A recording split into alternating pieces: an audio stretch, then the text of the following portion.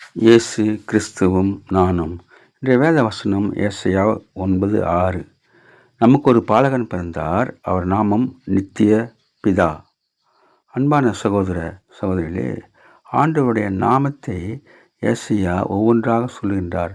அவர் அதிசயமானவர், ஆலோசனை கர்த்தா, வல்லமையுள்ள தேவன், நித்திய பிதா, சமாதான பிரபு என்று சொல்லுகின்றார். அதிலே நித்திய பிதா என்று அவர் குறித்து சொல்லப்பட்டிருக்கின்றது.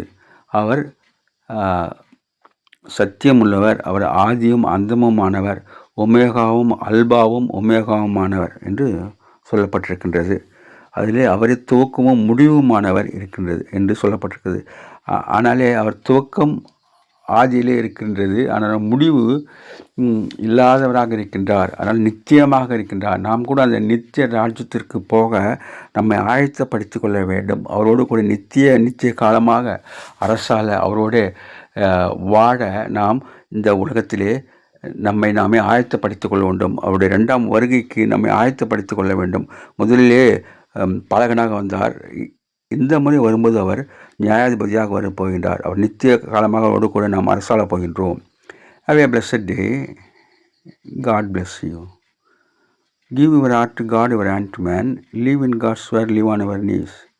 Thanks for watching. Like, share, subscribe.